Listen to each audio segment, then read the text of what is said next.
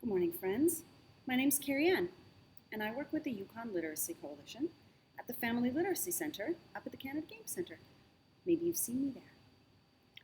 I have a wonderful story for you today. It's by a local author named Elaine McLeod. Some of you might know Elaine. She's from the Yukon and she's been here for many, many years. She's a well-known local author and educator who's taught all around the world. Now, Elaine also has her own series of educational materials and children's storybooks that she's read. Here's one of her workbooks. Oh, can you see it? That's the name of her program, Can Read. Can with two A's. Oh, there's her name. If you ever want to check out Elaine's work, you can just Google Can Read, C-A-A-N, Can Read, and find out all about what Elaine's up to. Now, down to business. Here's our story. Take a look. It's called Lessons from Mother Earth.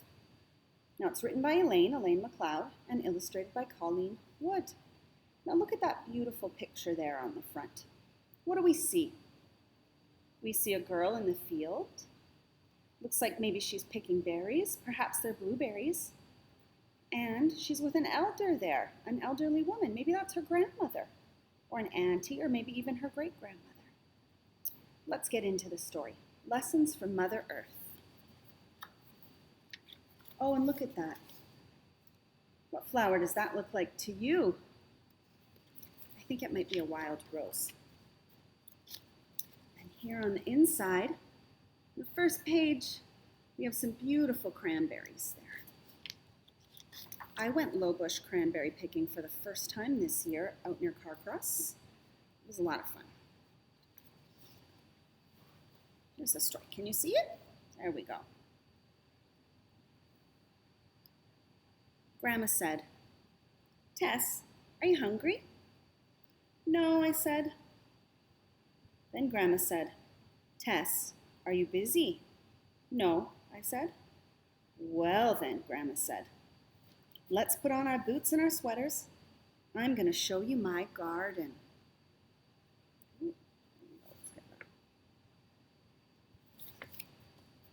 Pretty used to putting our boots on up here in the Yukon.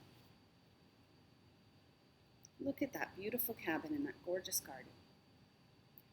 We must take a small knife. We must take a small bucket for you and my favorite old birch bark basket that my Aunt Lucy left to me. I will carry a paper bag just in case. It is Grandma. It was Grandma that we saw on the front cover. There she is. And it looks like she has a cat.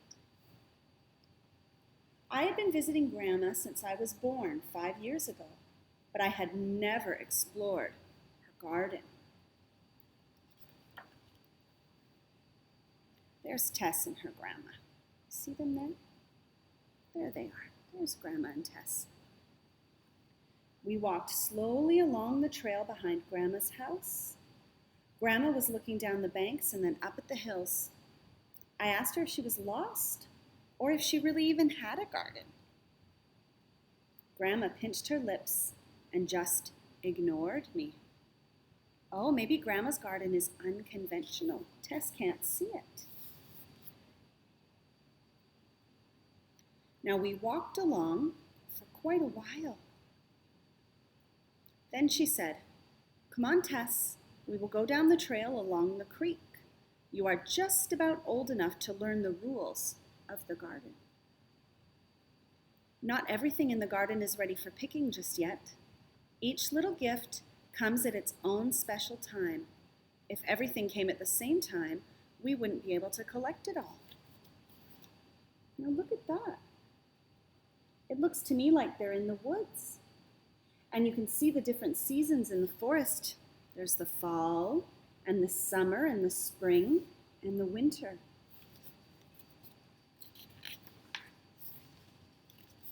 I was taught by my mother, your great-grandmother, about all of the plants. You must learn the rules now too, Tess. The number one rule is that you must always take good care of our garden. There's Tess out there with her grandma. Do you see the birch basket? Looks like they're about to put blueberries into it. Oh, there's the picture from the front cover. As we walked, Grandma talked. I was taught that if you take more plants than you need, they will never grow back.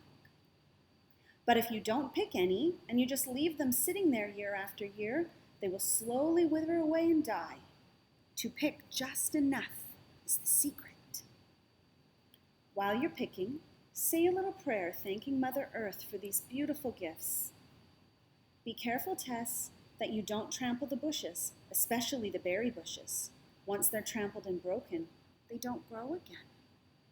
Look, and there's that, this way. There's that beautiful birch basket full of blueberries.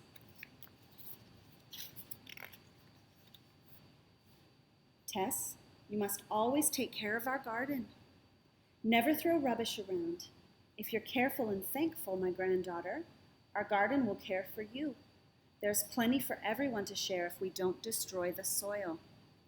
Now, it's challenging to see maybe because it's so bright here in the Family Literacy Center, but look there behind Tess. Do you see that? There's a fox watching her and her grandmother in the garden.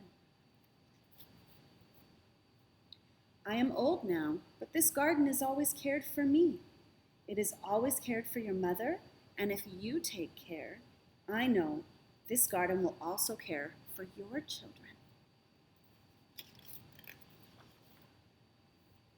Now, Grandma said, we will pick some lamb's quarters for supper and a few to freeze for the winter. Just pinch them off above the ground and put them in your bucket. The cranberries in the rose hips are not ready yet. They are waiting for their turn after the raspberries and the blueberries. Now look at that gorgeous field. What do you see there? Do you see the wild roses and those berries? Maybe those are haskap berries.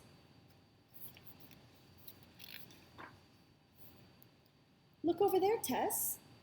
The dandelion shoots are ready. This is going to be a good year for the plants. You can tell by all of the buds. Soon the mushrooms will be popping up in the field just beyond the trees. On this side of the hill, the blueberries will nourish you for weeks as long as you care for the garden. Grandmother and I picked and picked. The sun shone down on us in the garden. I could hear Grandmother talking a little to herself, a little to me, and a little to Mother Earth. Grandma, you sure have a big garden, and now I know where your garden is.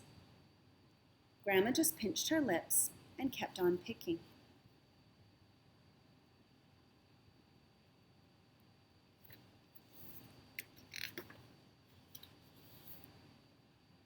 I whispered, "Thank you, Mother Earth.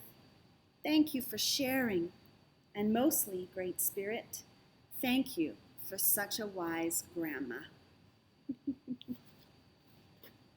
Isn't Tess lucky to have such a wonderful and wise grandmother? What did you think of that story? I liked it very much.